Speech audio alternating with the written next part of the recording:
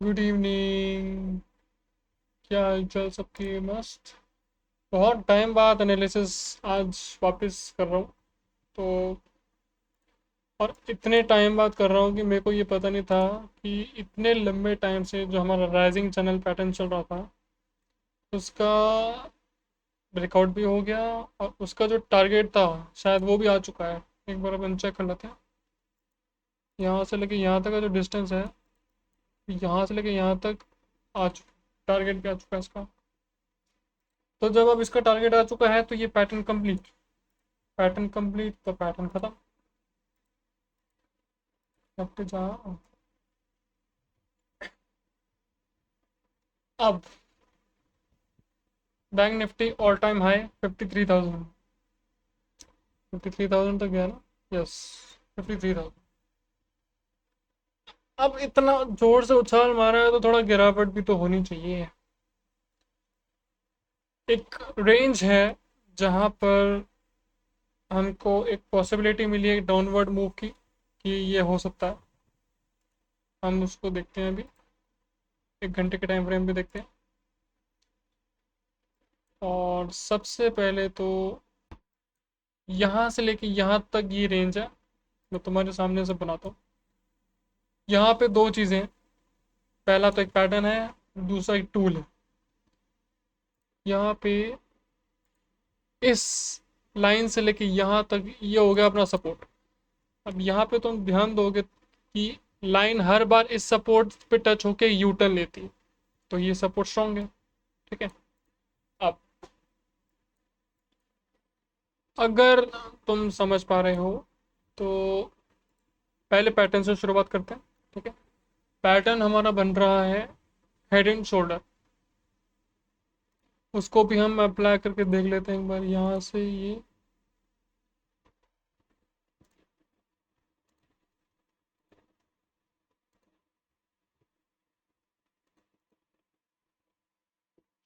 Head के नीचे है। ये तो बहुत नीचे है पर ये नीचे है। ठीक है। तो ये एक पैटर्न बनता हुआ दिख रहा है। अब इसको अगर हम कैंडल में देखें तो और क्लैरिटी मिल सकती है।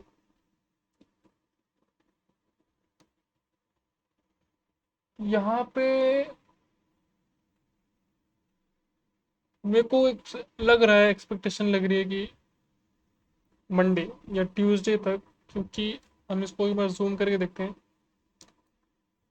इसको थोड़ा सा ना, ये लाइन मुझे लगता है गलत कर दी मैंने। थोड़ी सी यहाँ ले आते हैं। और उसके बाद इसके आगे को नीचे थोड़ा सा यहाँ।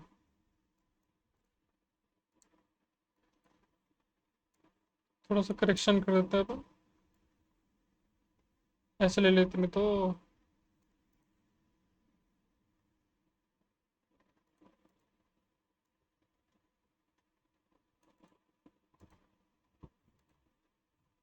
Perfect.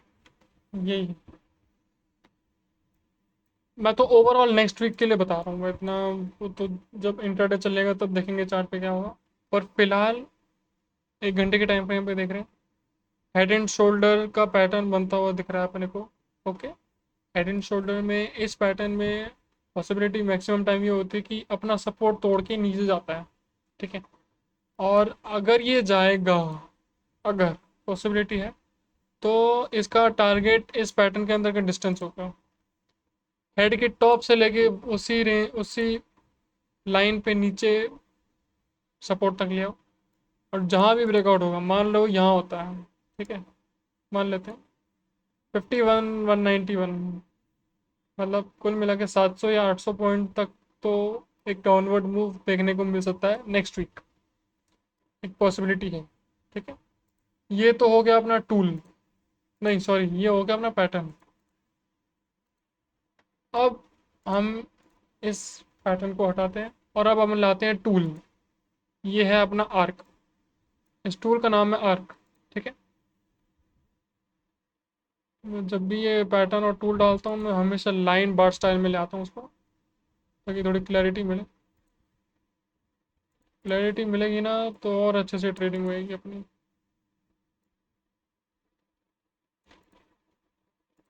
Okay. Head and shoulder में हो सकता है वो ना टूटे सपोर्ट, क्योंकि वो लग रहा है पर इतना भी क्लियर नहीं है कि वही है। समझ रहे हो? यहाँ पे क्या है कि इस ये जो आर्क का रेजिस्टेंस है, ये इधर इसके साथ चलती जा रही है लाइन। ठीक है, मतलब जब भी इस लाइन पे आती है, एक दो तीन चार पांच बार घुमाव ले चुकी है। ठीक है, पांच बार घुमाव ले चुकी है ये।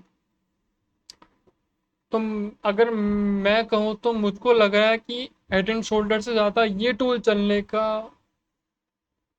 एक्सपेक्टेशन ज़्यादा रहेगा, क्योंकि यहाँ पे क्या है, ये कैंडल जब ऊपर जाती तो इसी रेजिस्टेंस से बार बार घूम के नीचे आती है। शोल्डर में तो क्या है, कोई रेजिस्टेंस होता नहीं है तो ऊपर नीचे हो जाता है,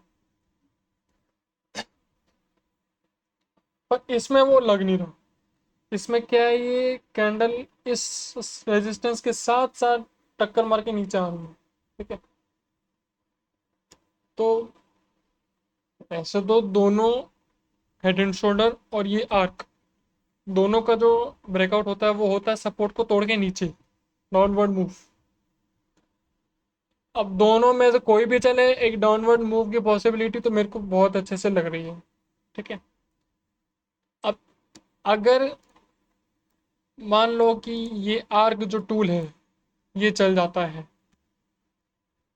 तो जो इसका रेजिस्टेंस का एंड पॉइंट है वो है ये।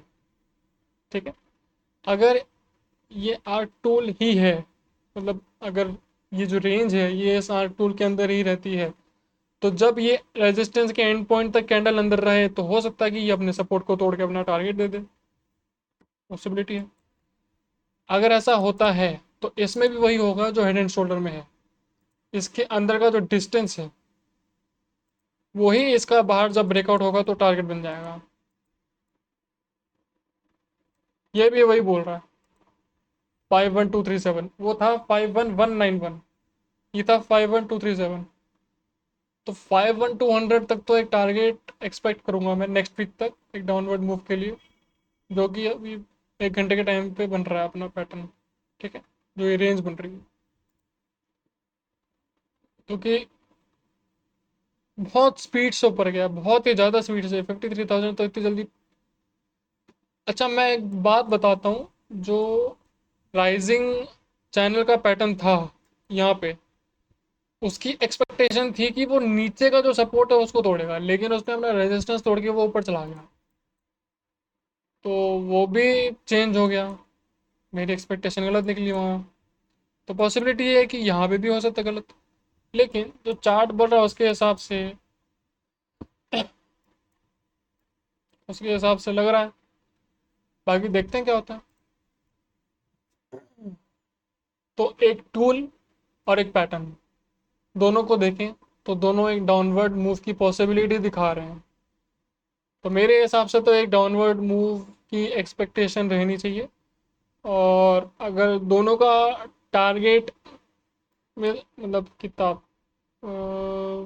जो दोनों का टारगेट है उसमें 40-50 पॉइंट्स का फर्क है, तो 51 या 51,200 तक का एक टारगेट तो शायद मुझे लगता है आना चाहिए।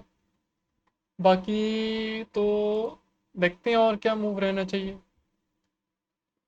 अगर ये आर्क चलता है तो इसका एंड पॉइंट है ट्यूसडे दिन में 2:15, तो मंडे को हो सकता है कल, ये कल रेंज इसके अंदर रहनी हो सकती है, रेंज रेंज इसके अंदर रह सकती है।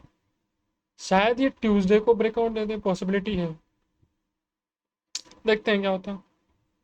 अच्छा, एक काम करते हैं, क्योंकि हेड एंड शोल्डर में तो ये शोल्डर हो गया, ये हेड हो गया, और ये फिर से शोल्डर।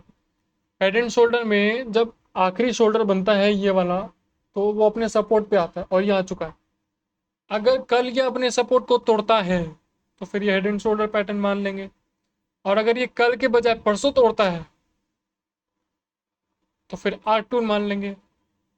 आर्ट टूल भी हम तब मानेंगे, मान लो कल मंडे है। ठीक है, इसमें मानना नहीं, मतलब कल मंडे है, कल अपने सपोर्ट को नहीं तोड़ता।